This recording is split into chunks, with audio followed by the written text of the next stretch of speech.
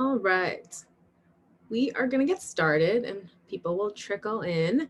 But this panel, just for folks to make sure you're in the right place, is called Maximizing Mail-in Ballot Systems for Turnout and Equity. And my name is Jiggyalthi Lingam. I'm the Associate Director of Campaigns and Partnerships at Voting Rights Lab. Voting Rights Lab is a national campaign hub that works very closely with in-state partners to help bolster efforts to expand voting rights and fight back against voter suppression. And so in this panel, we're going to be talking about vote by mail, and especially as it relates to equity and historically marginalized populations.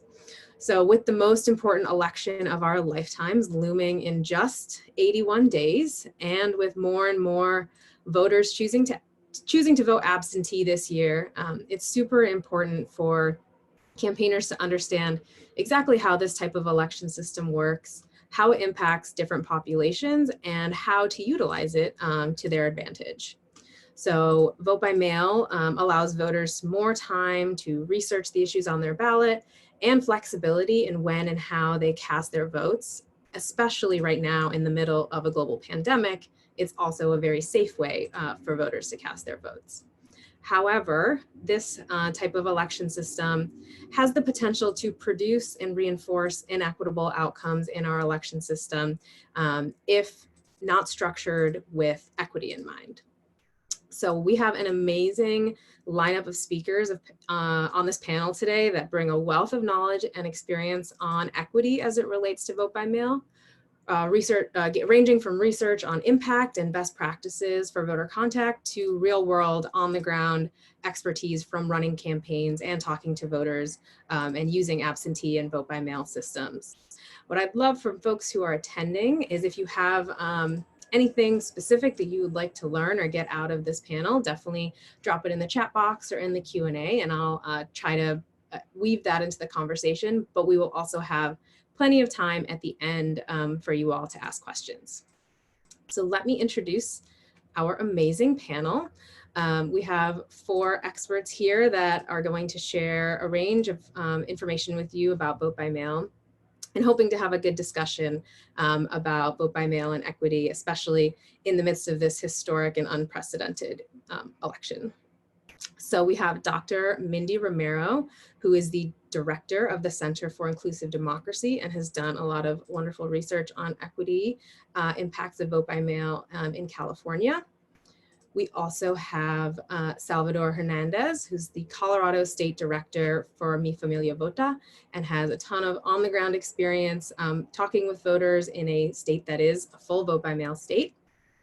We have Uruj Mughal, Deputy Director of Partnerships and Community Engagement at the Analyst Institute, which has done a ton of research on best practices for talking to voters and using absentee ballots. And we have Jack DeLapp, the Director of Campaigns and Data Analytics at Fair Fight Action, and previously the Data Director at Stacey Abrams for Governor in 2018, who did a lot of amazing work in engaging communities of color to use absentee ballots. So we have a great range of experiences and a great range of expertise here. And so I'm going to turn it over to Dr. Mindy Romero from the Center for Inclusive Democracy to talk a little bit about the research that exists on the equity impacts of vote by mail systems and kind of the important policy considerations when we think about equity and vote by mail. Great, thanks so much. And just to let everyone know, I am the director of the Center for Inclusive Democracy. We recently changed our name. You may be familiar with some of our work. We are formally the California Civic Engagement Project at USC. So we're rebranding over the next year, and we're the Center for Inclusive Democracy now. Absolutely. We know, particularly now in the time of COVID, expanding vote by mail is absolutely critical, right? To making sure that everyone has a safe and accessible option, right, to cast a ballot and to avoid being disenfranchised. But as already mentioned, it's not a panacea, certainly. And we know that there are challenges, there always have been, and will be in this election as well, around equity. So first off is just making sure that vote by mail is accessible widely. So we know going into this election, about 1/4 of all Americans already use vote by mail ballots, conveniently, securely, let's emphasize that, securely. But access to vote by mail does vary widely across this country, from all vote by mail elections in states like Colorado, now Hawaii, Oregon, Washington, Utah, to a state like California, where just in the last primary, 72% of all of our ballots cast were vote by mail. But to other states where, you still have to provide an excuse. And of course, the laws are changing and for the most part in response right now to COVID, but still, we have states where vote by mail is not very accessible at all. And the work is being done there to try to make it more accessible. But as we think about it, so there's questions about how accessible it is, across the country and across states, right, within jurisdictions. But then just when we do cast ballots, we know that when voters have that choice, not everyone certainly takes that, right?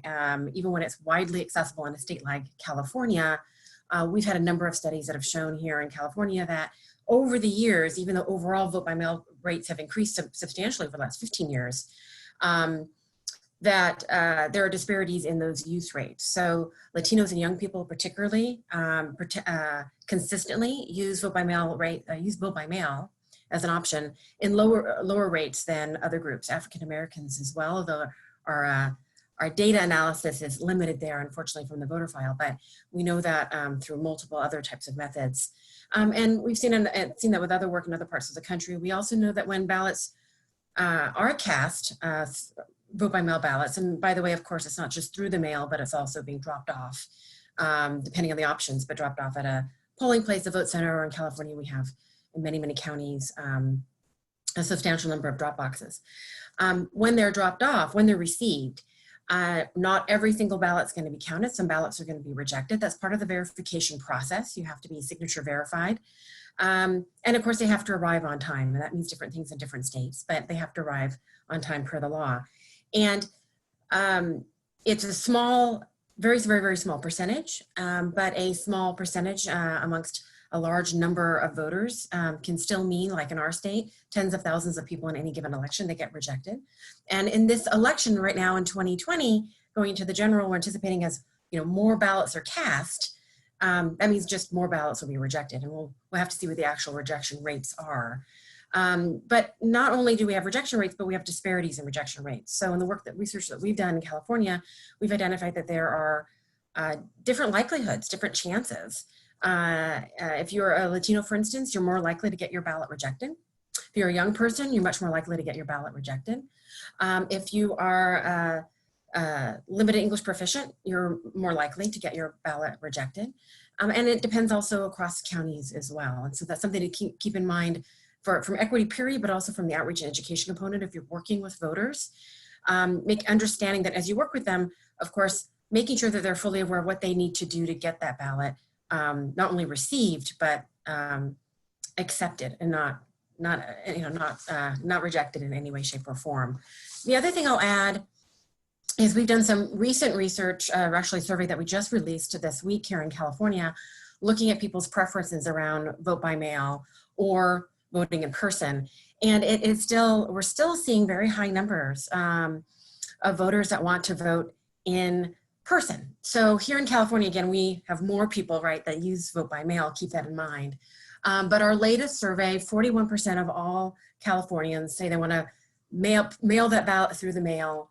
But another almost 49% want to visit a in-person location in some form. And many of them, by the way, majority also of those that want to go in person want to do it early, but that's another story. So just being aware of the method that people are most confident in using. Yes, still is vote by mail, but we're still seeing a large number of people that for a variety of reasons want to vote in person, still that need that experience, that need to have the assistance that they get when they go there, need to feel that they're represented, a multiple of reasons, but we need to just keep that in mind as well. And I think I'm at time, so I will leave it there. Thank you. Thank you, Mindy. Yeah, so it sounds like there are some differences in usage and rejection rates that differ by communities that campaigners should really keep in mind as they're thinking about transitioning to the system. So I'm going to pass it over to Aruj Mughal now, who's going to talk about some of the research that Analyst Institute has done on best practices for recruitment and ballot chase in vote by mail systems. Awesome. Thanks so much, Jiggy. Great. So it is awesome to be with you all and all my panelists here. So I'm going to focus specifically on two particular tactics that Analyst Institute has studied really closely. And why we have studied these two tactics very closely is because they're sort of the most cost-efficient, impactful tactics that we know about. One is VBM recruitment, and one is VBM ballot chase. So these two tactics specifically, the recruitment piece is when you are working to recruit folks to request those mail ballots in no excuse states. This is shifting every day, so it's really important to know sort of your own context. The VBM ballot chase piece is where you are sending chase mail to voters who have received those absentee ballots, but they haven't returned them yet. So your program is geared towards encouraging the return of those ballot rates and ultimately increase turnout. So for the VBM recruitment piece, we do say that folks in no excuse states, where people are going to actively request their mail ballots, that states do VBM recruitment by mailing those absentee applications to the prioritized GOTV voters. Because many people are going to be using absentee ballots for the first time, in many instances, we recommend that folks use VBM ballot chase tactics, which you can do those via mail, text message, phone, so forth. And what's really important about that is that, so who's doing the recruitment piece? Typically, we see that like America Votes, State Voices, state tables, voter participation center, state parties, those folks are going to be the ones doing recruitment. So if you're a smaller organization, coordinate with those folks already doing the work. The important point here, though, is that recruitment is not guaranteed to be taken care of. So don't always assume that it's being done by your state table or something. But the point here is to find out whether it's being covered so that you can pivot to the chase tactic. And so we always say that the VBM ballot chase tactic should be everyone's thought process. As many states move to VBM, and as you hear some of my recommendations today, think about your particular ecosystem and get a good sense of like what work is happening in your state, so that if recruitment is taken care of, then you can shift to chase efforts. And this is something I always say, that like research is really great, but I always want to make the acknowledgement that some themes are universal with communities of color, but communities of color are not a monolith. Lived experiences of Arab American communities, South Asian communities, they're going to vary. But a lot of the tests from which I'm pulling recommendations from today, we engaged with communities of color. And this is according to the self-reported race on the voter files for the tests that we've done. So what we know from the research we've done, these recommendations should really inform and guide the planning process, but it should vary for your very specific community that you're working with. So what do we know about recruitment? We know that the most successful mailers emphasize the accessibility of VBM. So we want to prioritize messages of the process of voting, giving guidance on how to actually request the ballot. What some folks do, some organizations like Voter Participation Center, they'll send the VBM form with instructions, a return envelope, paid postage sometimes, but that will have to vary from state to state because it is not legal in every instance. We've also seen official looking mail to be more effective.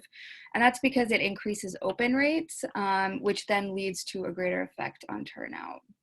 I'm breezing through this because I've got like 5 minutes. So I'm going to briefly now talk about ballot chase. So vote by mail ballot chase tactics are considered relatively inexpensive to do versus the recruitment piece. VBM chase program could be done through phone calls, text messages. You have more wiggle room as a practitioner on the ground doing the work, and it's more conducive for smaller groups. What we've noticed in our tests is that even if we are anticipating a high return rate for the ballots, if you are implementing the ballot chase tactics, there is still room to increase turnout there. And I can speak to specific tests later if we have time. We also see that contact is most effective at the start of early voting. The effect of really early contact can wear off, and we have a lot of studies that show that effects of early contact just sort of decay or wear off over time, especially when you're in a really noisy environment, which we are definitely in this year. We've seen text messages to be really effective as a tactic for ballot chase. You can add a reminder to folks to return their ballot that way. So I've breezed through some recommendations, but I also want to really lift up some things to keep in mind in sort of a VBM context. Is that one, in-person voting options remain essential. I can't stress enough the importance of maintaining sort of safe and accessible in-person polling sites. For the equity piece, we've talked about this a little bit, but some voting populations and communities are going to be disadvantaged through VBM systems, and we need to understand that when we are doing our campaigning. So Mindy mentioned those whose native language is not English, folks with frequently changing addresses. So again, in person is really crucial. We talked a little bit about ballot rejection rates, which I hope we get a chance to talk about later. But I think that the higher ballot error rates this year compared to previous years also demonstrates the need for more VBM information, especially for voters without a history of voting by mail. And then if we can ID the types of voters that are more or less likely to cast ballots with errors, we can dedicate more time and extra contact to those communities in a meaningful way.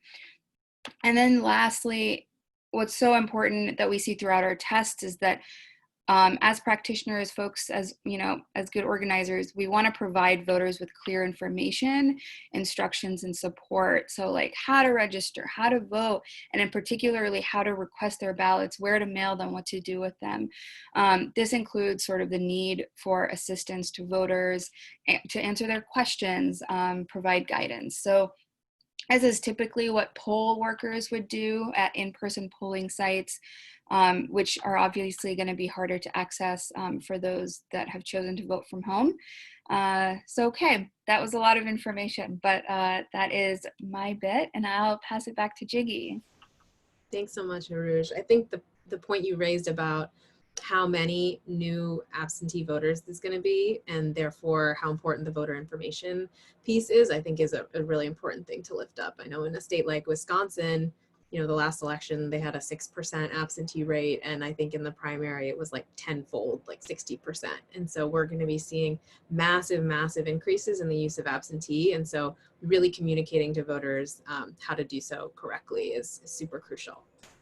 If I may just jump in too, we actually found in some of our research that new voters, people who have not voted before, also have higher rejection rates. And in our states, California's kind of transitioned from counties that were more in person and now have the Voters' Choice Act, and they're getting mailed every voter is getting mailed a registered ballot. Those in that transition, there's also been voters that have higher rejection rates than we would normally see because if they are new to the process and haven't used the VBM before. Thank you. We'll keep talking about this as well. And I just want to note, if folks have questions, definitely drop them in the Q&A box. And once we get through our speakers, I'll definitely start turning to some of those questions. But now I want to turn it over to Salvador from Mi Familia Vota in Colorado, who can talk about the kind of on-the-ground experience of talking to voters. Colorado has been a vote-by-mail state since 2014, so there's a lot of expertise to learn from Salvador. Turn it over to you. Thank you. Hi, everyone. So nice to share this space with all of you. Just a little bit about my background. I started doing campaign work about, like 6 or 7 years ago. And my experience, I'd sort of like seen a little bit about like both worlds. I originally started campaigning with Mi Familia Vota in Las Vegas, Nevada. And at that time, Las Vegas, or the whole state of Nevada, had a different system, you know, than what Colorado had. But when I moved to Colorado to organize for a voter registration campaign, I was, you know, like really surprised about the, you know, the ease of access that I felt like it was restricting many people back in my home state in Nevada.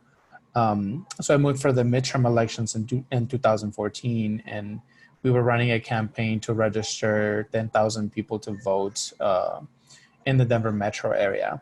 So, you know, one of the things that I found to have been really a blessing for, especially for running a voter registration campaign, is that we'd really use that vote by mail system as a tool to organize around voter registration.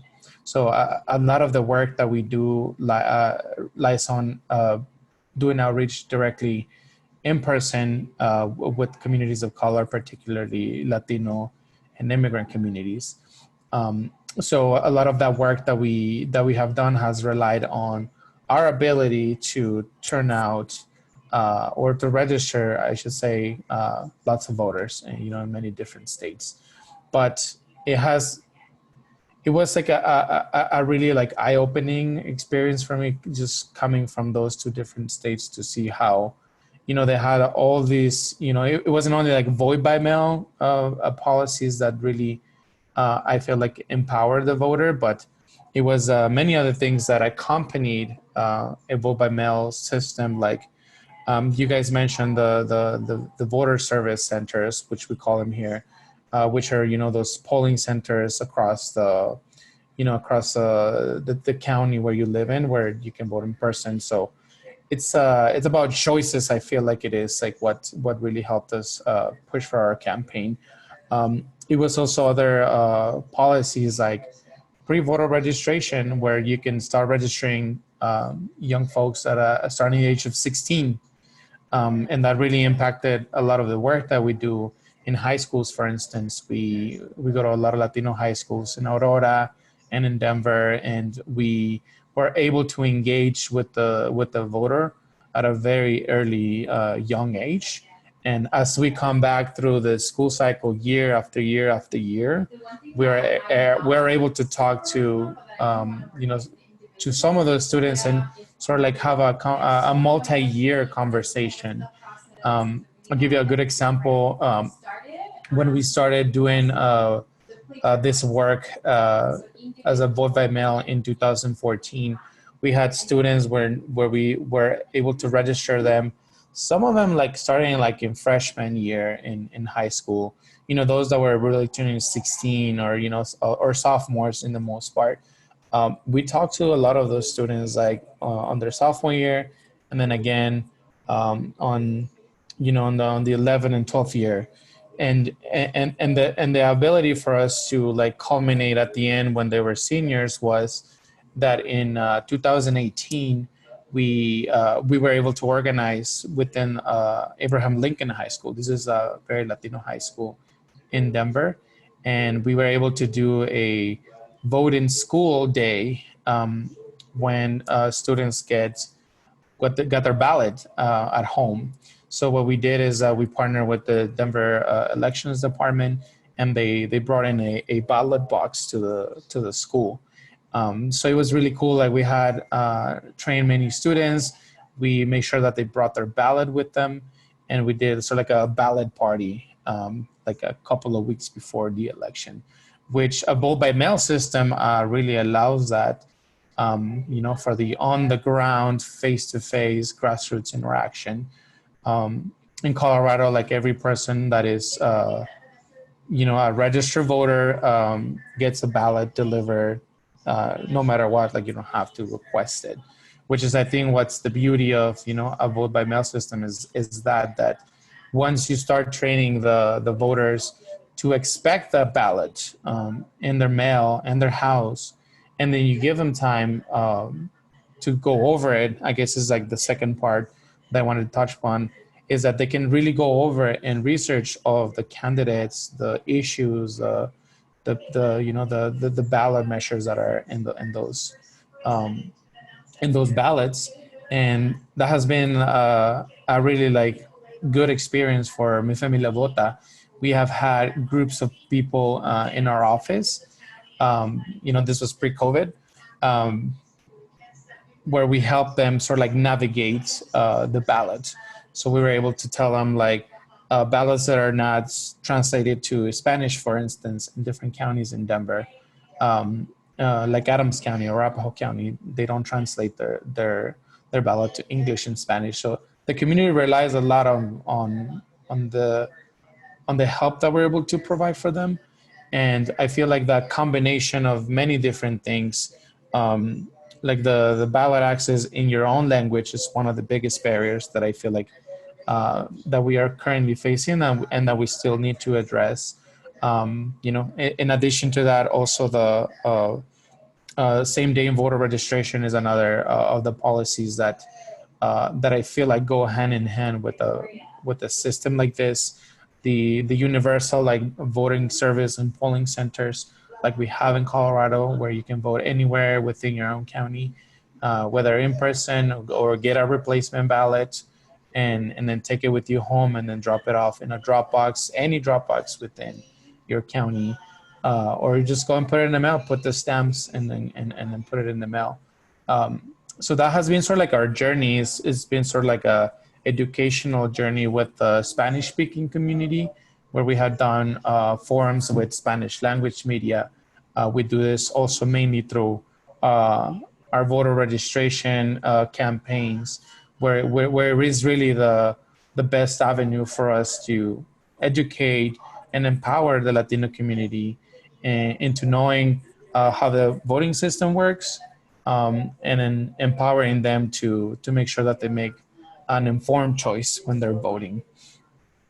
So the whole thing is like choice is like, I guess, like what I would pressure the most in an all male system like Colorado has, and it has been a good experience. We have had also we have seen those high rejection rates within communities of color.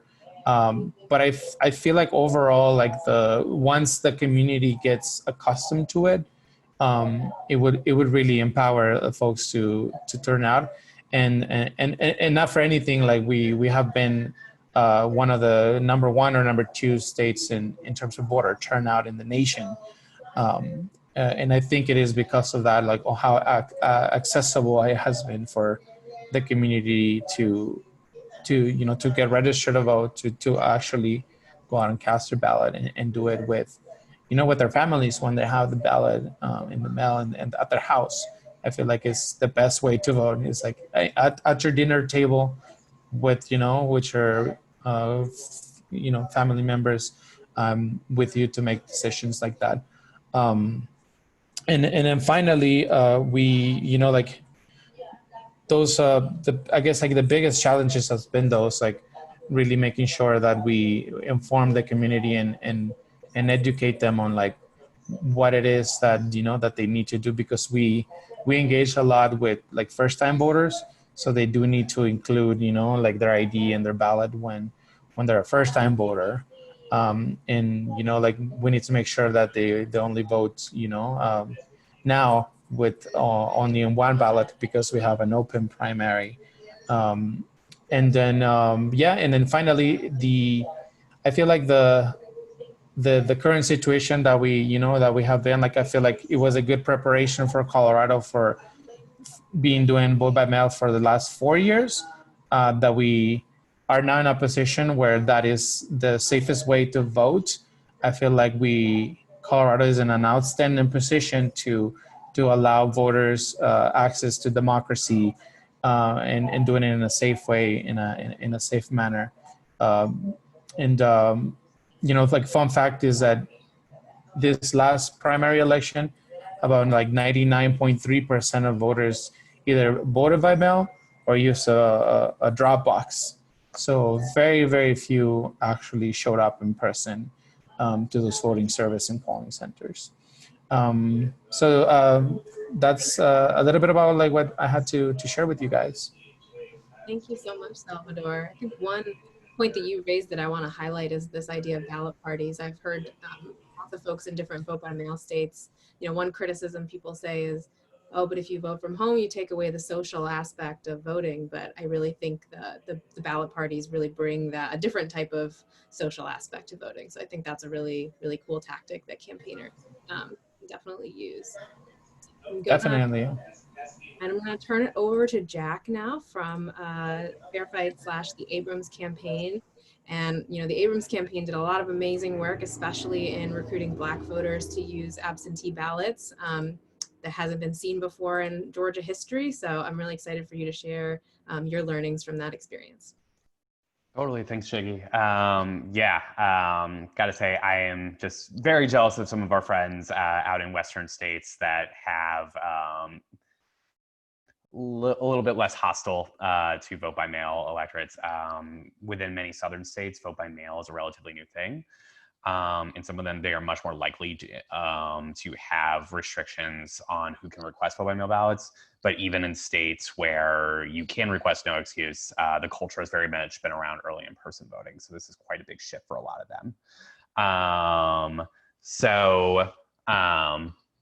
We are in a point. I think it was mentioned that Wisconsin went and greatly increased their from 6 to 60% in vote by mail electorate. Similar thing has happened recently in Georgia, going from 6 to 40. So that's a very, very real challenge a lot of these states are going to face. And it's one that we even faced to some degree while working on the Abrams campaign. We specifically went after voters that people had deemed unlikely and chosen not to engage.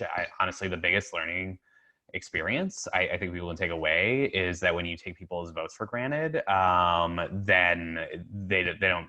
There's no reason for them to turn out. We have to earn every single vote that we get. Reaching out to people early and often makes them much more likely to actually do whatever you would like them to do. Whether that is by sending an official looking piece of mail that has a vote by mail application with the postage paid for them, or that is talking to them early and telling them you need to return your ballot now and following up regularly. Engaging people in a real and authentic way is was one of the biggest movers for us. The traditional, the conception most folks have is that African-American voters are less likely to vote by mail. And, in the data that is true. But in 2018, largely due to the work we did to actually ask folks to vote by mail, African-Americans actually had a higher vote by mail rate than any other race in Georgia. So these are not like a lot of the one thing I guess I would say is a lot of the, thoughts that people have are self-fulfilling prophecies. Engaging folks in the work, going after people that folks say that you can't get to. We sent over 1.5 million vote by mail applications to voters in the state. Obviously, depending on organizations can make a difference at any level of reaching out to voters, whether they are taking charge of their small rural county that hasn't seen any engagement, or they are doing a large state. Any contact is good, but this is simply to say that the biggest takeaway is don't take people for granted. Talk to people now, talk to people tomorrow, talk to people next week, talk to people every day until election day. And that will allow us to provide the education pieces that we need to get people who are not accustomed to voting by mail, that are transitioning from early in person or election day. It'll show how much we value their support and their time to go and fill out their ballots. And it will make people, feel more connected to their communities, and in the long run, increase their likelihood of voting in the future. Invest early, invest often, actually talk to voters. Those are our key takeaways. Nothing revolutionary for the Abrams campaign, just doing to scale the work that we already all should be doing. Thank you, Jack. I think that's a really important observation. It actually gets at kind of one of the questions I wanted to highlight from the chat box, and one that I've been wanting to ask a little bit since you've kind of been challenging this idea, but there is kind of this general acceptance that voters of color vote less with vote by mail. And there is some distrust of the idea that their votes might not be counted, just dropping them in a mailbox when you're from a community that's been historically disenfranchised, and especially in the current environment with Trump's consistent attacks on vote by mail and the USPS. I'll even say that my mom, who lives in Florida, was like, should I mail my ballot? Will it get counted? So there's a lot of like questions around distrust and concern, and it's something that's also been raised in the chat. So I wonder if, and anyone can jump in here, if you all could touch a little bit on how to address distrust in the system in communities of color, and maybe even with the population writ large in this election cycle. Well, I'll just jump in maybe with a few numbers if it's helpful, just or kind of setting the stage a little bit more. So there's distrust. We found from our research that the percentage of those voters or potential voters that have distrust in the USPS system when it comes to mailing their ballot specifically, vary significantly on whether they are already a vote by mail user or whether they're an in-person user or whether they're a first-time user. So I just want to make sure that's clear. So like if you just take a poll of folks, the percent that they're going to be that they're going to have concerns around the USPS is probably going to be small. But if you break it out and just look at only in-person voters, the numbers go up substantially. So we did a statewide survey in 2016, and of those that don't mail in their ballot, either drop it off or go in person to to old-fashioned voting, 27% of all of those respondents said that they didn't trust their ballot to get through the mail, didn't trust their ballot to get through the mail and get counted correctly or safely. And then when you break it out by race ethnicity, it went much higher for African Americans and Asian Americans, and somewhat higher for Latinos as well. So just want to kind of break out that distinction. It's really important to be looking at. So there's a reason why people, at least in part, are choosing, or at least it implies that one of the reasons why they're choosing to vote in person is a distrust of the mail, along with many, many other reasons as well for many folks. So is the solution then to ask people to drop off their ballots, or is there a way that we can build confidence? And not just you, Mindy, anyone can. Yeah, I was going to say the answer is yes, you can build confidence. You don't have to take it at face value. I will let the others on the panel talk about their experiences in terms of how to vote by mail. Can I just add a little bit about our experience, and it goes along with that, just building that confidence and the trust with the community. We interact a lot with first-time voters, naturalized citizens that are voting for the very first time. So it really takes for us, that education piece to like really, like build that sort of like conversation with the voter and sort of like explain them like how the system it is, and we really focus on making a point that the choice that you have, or the system that we have it's good for voters. And like there's many ways that you can do it. The easiest one, dropping it off in a Dropbox. Like I don't know, like a lot of people like distrust the mail service. So with Dropbox being really accessible, like that is one of the things that we really encourage people to do is just go anywhere, drop it off, or or we can like drop it off for you, or like anyone in your family can collect everyone's ballots and drop them off. So it really starts like with that, just the education and just building the trust within the system. And what we've done to fight back against against rhetoric around voter fraud is also something that needs to get done so that like people build trust. And like how Jack was saying, like talk to them often, like get, for us, like if people know our name, they trust us, so they come to us, and then they tell us, hey, like what should I do? So we were able to guide them in that way. others, did you want to jump in? I did. So I wanted to actually just talk about sort of the mistrust piece. I know there's like one piece of like what we can do as folks on the ground as organizers to increase confidence of the voters. But then there's this other sort of, how can you increase confidence in the voting system overall? So like on that piece, sort of my experience is like, I personally feel like we can't actually increase confidence in the voting system itself. And as organizers, that's not our responsibility. But what our responsibility is to be truthful as good organizers. Like we do the work on the back end, like what Salvador said, right? We send the ballots, we give guidance, we provide support, we build those programs.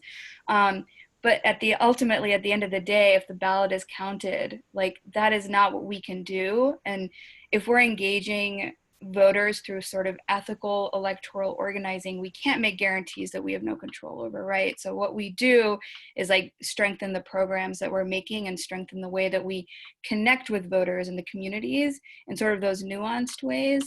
And then for the voters then that like utilize their own agency and choose to enter the electoral process, sort of framing it as like casting a ballot is the safest way and easiest way for them to themselves have an opportunity for their voice to possibly be heard. So I think there's like two pieces here, like how do we build strong programs that are nuanced for the communities that we care about? And then there's sort of the overarching, we don't really have free and fair elections. And so if we set our expectations around that, that will help us build like more nuanced programs. I keep saying nuance, but it's very important. So that's it. I want to turn a little bit to ballot rejection because, you know, Mindy had said and there's a lot of evidence that shows that voters of color are more likely to have their ballots rejected. And it kind of ties in a little bit to mistrust too. If we can kind of touch on that intersection of, you know, how can we as campaigners help to make sure that voters know how to fill out their ballots correctly to avoid ballot rejection while not kind of reinforcing a potential distrust of their ballot not being counted. And along with that, just sort of like kind of approach to ballot rejection, ballot chase. And if you all can touch on, there's a question in the chat box about if there are specific reasons why voters of color might have their ballots rejected more than others. So that was a whole host of reasons, but let's just kind of dive into the rejection question. I'm happy to talk about the differences and reasons, but I'd love to hear from my fellow panelists first on their perspectives. Just to be very brief on my part, the one thing I think we should all think about with rejections is often there is a period of time where we can actually work with voters directly to get them to address those concerns. Many jurisdictions will provide the reason their ballot is rejected. And if the problem is something like a signature match or there is an ID issue, right? These are solvable problems that we can actually directly reach out to the voters concerned and get them to cure their ballots. So I think one thing for folks working on campaigns this year to think about is their plan to make sure that you know, every voter is able to make their ballot count, and you are doing what you can to make those ballots count, and making just that a core part of your outreach. I can jump in really quickly. So I had mentioned earlier that so sort of the ballot errors kind of speaks to the need for more VBM information, especially for new voters. But then also, so we have a specific test we did, but basically what I pulled out from it is if we can ID the types of voters, right, we can dedicate extra voter contact to those folks. So my takeaway is like ballot errors don't mean that we don't do VBM programs, but that we give additional instructions and information on filling those out. There was this is not our test, but I came across a test that Asian Americans Advancing Justice did, where they analyzed mail voting in California in 2016. And the numbers were just like unbelievable. It was like a 15% higher rate than the average for Asian Americans that had mail ballots rejected. And then Korean Americans had rejection rates of 47% and higher. And I know Mindy talked about this earlier, is that sort of the language access is super crucial. I think it's actually come up amongst all our points. So I won't go into the test though. I'll pass it to Mindy because I'm sure she has. And that's an excellent report that they did too, AAAJ.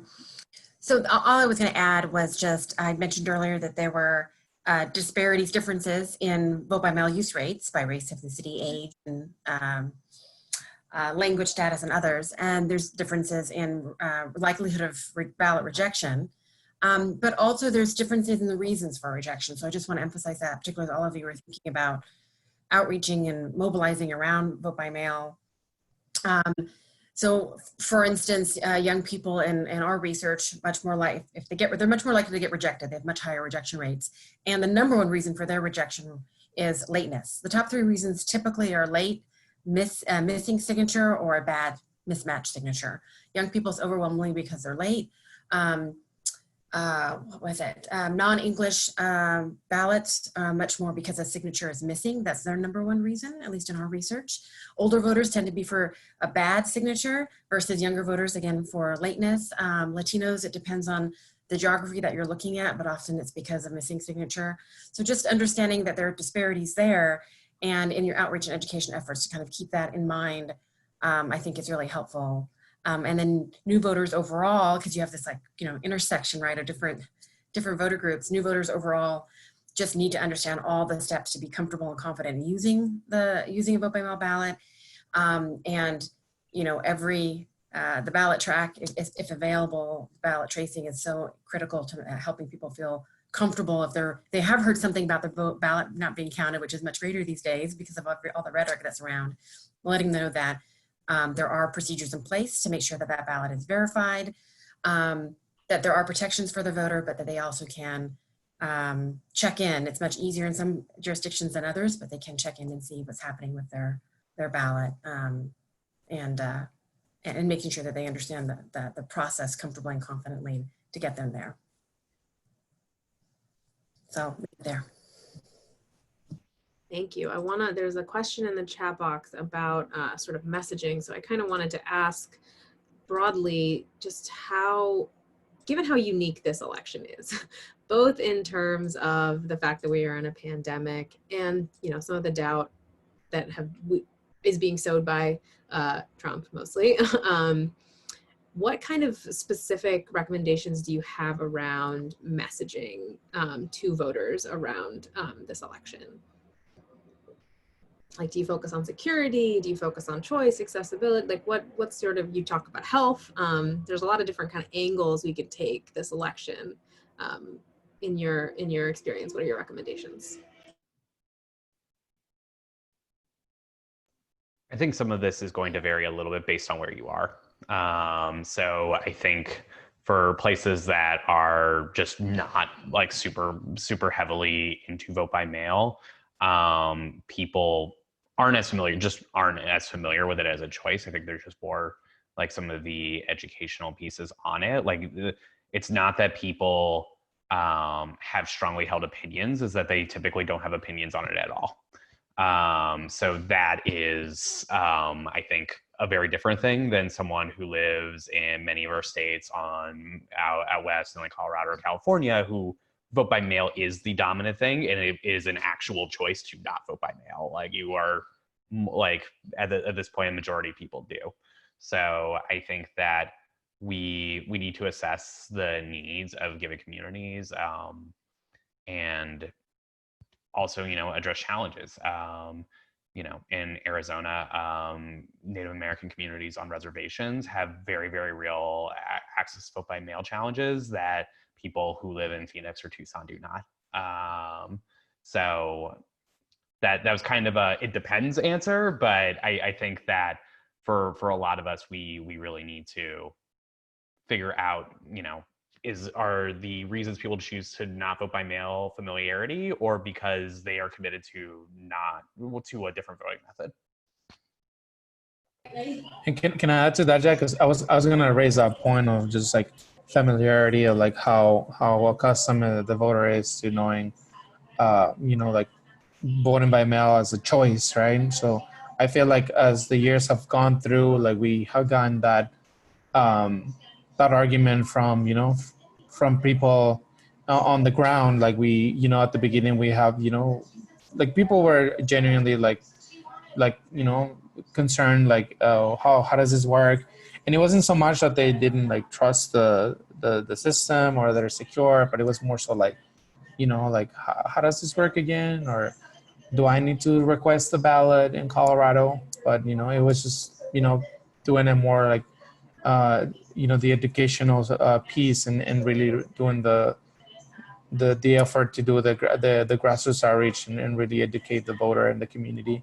And then for us, he has really worked very well when we're doing, like again, like I said, we do a lot of voter registration. So from with a lot of first time voters, it's really good to get them like really with a fresh eyes to like people that who have never been voted, and really teaching them like how the system works, and how like how everything works, so that they have more confidence within themselves to go ahead and trust the system. I'm gonna do a quick like round robin where you each get like a sentence on this question, just because we're coming up on time. But I guess since we're in the era of a pandemic, especially one that has disproportionately hurt the same communities of color that are most impacted by voter suppression, what do you think is like the single, I know it's gonna be very hard to choose, but choose one single like most important consideration for centering historically marginalized communities in voter outreach this cycle around absentee ballots. So let's start with Jack. I mean, I think it's to some degree not different from previous ones. Too often, marginalized communities are left out of the conversation entirely, and like making the proactive effort starting right now to reach out to people is the biggest thing. And that goes doubly so if you're in a place that historically has not been a vote by mail heavy state, particularly in the South or in the Northeast. Aruj, what's your one sentence answer to that question? I was hoping it wasn't me next. Oh gosh. Can you come back to me just so I'm not wasting time? Okay. Salvador. Yeah, definitely. I mean, so many choices, but I feel like what I've learned, this past 5 years is that saying that we use in organizing is like you meet the community where they're at. And I feel like the vote at home, vote by mail, whatever you want to call it, it really emphasizes that aspect. Like you can vote where like where you're at, and you just because I feel like that removes a lot of the barriers that a lot of people have. That like going and making a line, having that ballot in your hands at home, it's a powerful tool. Aruj, you ready? Should I come back to you? I am ready. Great. Oh yeah, Salvador kind of like jogged I'm going a little off the rail here, but like something that I think is really important coming from an immigrant sort of perspective is that just because people don't vote, and this applies to like Black folks, all kinds of folks that are not voting, like just because people don't vote doesn't mean they aren't political, right? Like immigrants have lots of strong ideologies, those that are shaped by their own really difficult experiences in this country. And like often what happens is like people who are most affected by the politics end up being the most distant from them. And if we understand that, we can better connect and understand the needs, and also then meet those communities where they're at, and then like co-power those communities that we so deeply care about when we understand where they're coming from. So I think that's like super key. And Mindy? I was going to joke and say Salvador took my line. He did. I was going to say meet voters, meet communities where they're at. But beyond that, and this is a researcher saying this, I would be very careful skeptical of any type of poll from a researcher, from a firm that's out there that's only looking at the overall population, that doesn't have reliable breakdowns, good sample sizes, reliable breakdowns by race, ethnicity, age, and all the groups that we're all interested in and care deeply about. Just over and over again, there are, particularly when it comes to preferred method of voting, concerns around the election, like that recent poll that I said that we just put out this week also showed big differences by race, ethnicity, and age in terms of the concerns around COVID and voting. Over and over again, there's going to be differences, and sorry, this is more than one sentence, but it's a run-on sentence. There's just going to be significant differences in how voters of color, immigrant communities, young people are experiencing this election, and what they're thinking, how they're thinking about going into November. And some of that work out there can be dangerous if you're just looking at the overall total population. Well-intended, excellent research, but if it doesn't also focus by race, ethnicity, it could take some groups down the wrong path. So I just want to emphasize that with all due respect to the work that is there. Well, thank you all. Just to kind of summarize some of the things that came up that I want to just highlight in our last couple of minutes. As we're thinking about vote by mail and increased absentee ballot usage in communities of color this cycle, a couple of things the panelists highlighted are things like the importance of in-person voting, that even though we want people to vote by home, some people are going to feel more comfortable voting in person, and we have to make sure those opportunities are still available. It's also proactive outreach to communities of color, not just, expecting folks to show up without us proactively reaching out and really informing them about their options and informing them how to vote correctly, and making sure that they feel that the system will work for them. Also, an important emphasis on ballot rejection as a potential problem, and making sure that we're building that into our campaigns in terms of both voter education and how we inform voters about how to make sure that they fill out their ballots correctly to make sure that they're not rejected, as well as follow-up, which is when ballots might be flagged for rejection, helping those voters know that they can resolve problems, and doing our best to make sure every vote is counted. I think another couple of things are just tailoring your tactics by community and state. California is not the same as Georgia or close, and so kind of knowing your landscape is super important in thinking about the approach. And then finally, just we are going to expect a lot of new voters, a lot of new absentee voters. And so the real emphasis on voter education and outreach, and being really proactive about informing people who might have never voted this way before to know how to do so. So with that, I'm going to close because I think Netroots is going to cut us off in about a 30-second. But thank you all for attending, and hopefully this panel was useful. And thank you so much to the panelists for sharing your expertise and knowledge. He just told me, he's like, Thank you. Thank you, everyone. Thank you. Stay safe. Oh my gosh, like, you're the one doing the real work here.